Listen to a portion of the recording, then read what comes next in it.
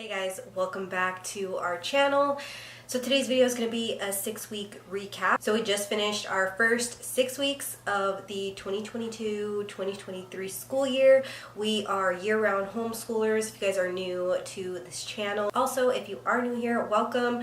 Subscribe, like our videos, and comment below. It really helps our channel. But today's video, I'm not going to provide much context or detail in everything that I talk about. This is simply a 6-week recap. I did do a 2-week update, like recap, almost halfway through, like I said, 2 weeks. So if you want a little bit more context, if you don't probably understand certain things that I'm referring to, maybe go watch that video first and then come back here. So if you guys are interested in hearing about our first 6 weeks of homeschool, technically 4 weeks, because I'm not going to talk about the first 2 weeks that much, just go ahead and keep on watching. Okay guys, so like I said, if you want a little more context on the first 2 weeks, go back and watch that video. It's a few videos back, but after the first 2 weeks, the third week felt like my first week of school.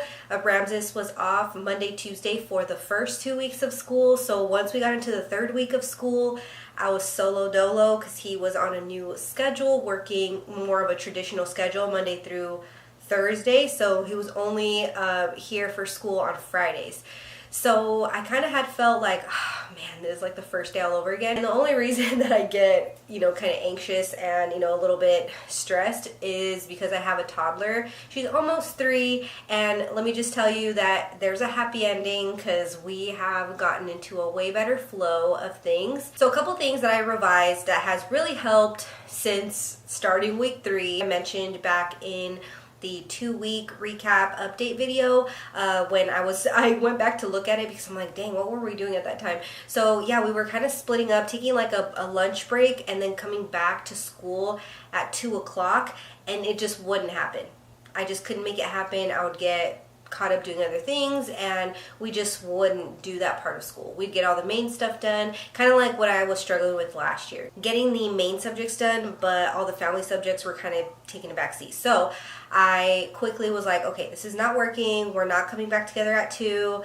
What can we do? So now this is our schedule. Plain and simple, we do school from 9 to 1. So that's with a few breaks in between. That's with lunch break at 12, and then usually we have packed lunches, so they will just grab their packed lunches and then we can continue with school. So usually I plan it in a very efficient way so that I know that I can leave the things that they're not going to really be needing to be hands-on with for around that lunch hour. So like read alouds, or things that I'm going to read to them, or things that I'm just going to read from a book and show them, or maybe videos or anything like that that we have going on, so that they're busy eating and paying attention, and we don't have any screen time or TV time at that time anyway, so it's perfect. So for sure by 1 o'clock we get our afternoon chores done, we finish up school, have lunch, and it's just nice to have that in-between time where we don't have to stop for lunch necessarily. We just have like a little break to grab our stuff, maybe do a little cleanup, and then we'll continue. So then from 1 to 3 they have iPad time. So after their afternoon chores and we finish school, they have iPad time for 2 hours. At 3 o'clock they get off their iPads and they have screen free time from 3 to 5. So from 3 to 5 I have literally a list in the kitchen next to their chore chart, next to our family schedule, and it's like 20 suggestions of things they could do aside from screen time, TV, iPad, etc. So I made that, so if they're like, oh, I'm bored, I don't know what to do, they don't even tell me that anymore, because I just tell them, oh, we'll go look at the list. And now they come to me and they're like, oh, mommy, can you add this to the list? Can you add this to the list?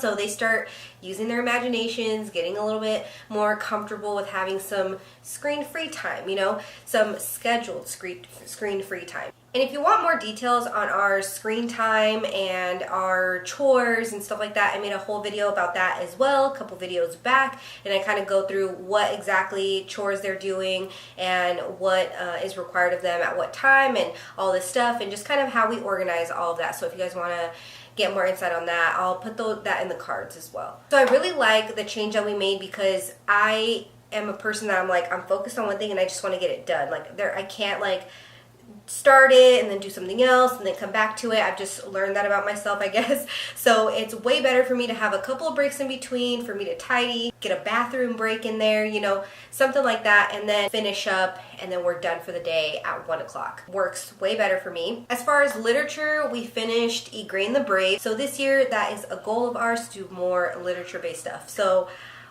in 6 weeks, we finished Igraine the Brave, and we started Bayou Magic, but we still haven't finished Bayou Magic. And, you know, we just finished our 6 weeks. So I'm going to say that's a win. We struggle with doing read alouds. I blame it on the toddler, to be honest, but I don't know. But we're going to continue. We're adding something to literature. I'm making a whole other video kind of going into detail about what we changed specifically, so that should be out after this video. But yeah, for now, literature, we finished 1 book and we're almost done with another in 6 weeks. Is that a lot for you guys? Is that a little bit?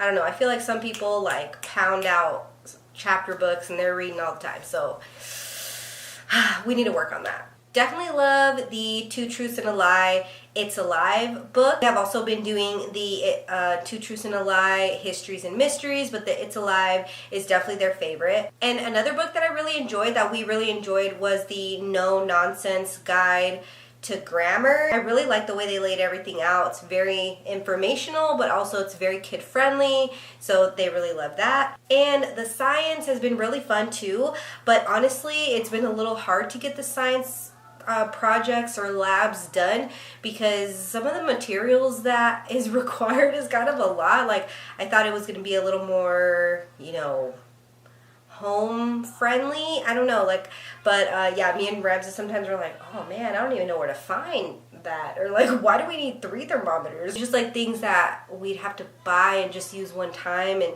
so yeah, it's been a little bit hard to get the science ones done because they're not so budget friendly, I guess. We also went to the Science Museum. If you follow me on Instagram, also we are Homeschool Homies over there. I posted when we were there and, you know, all the favorite things that the kids did. I think I made a reel.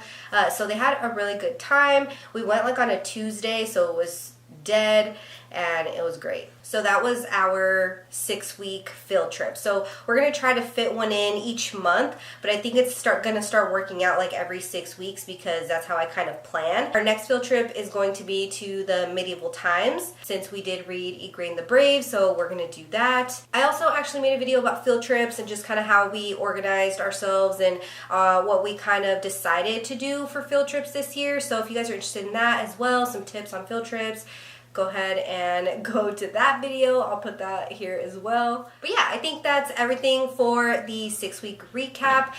We definitely had an adjustment period, and we definitely had to, you know, pivot and figure out what's going on. But definitely am looking forward to this next week, 6-week stretch. We are gonna be traveling right there in the middle, but I think with just pre-planning and all of that, we'll be okay. We'll be all right. But yeah, thank you guys so much for watching, and I will see you guys in our next video. Bye.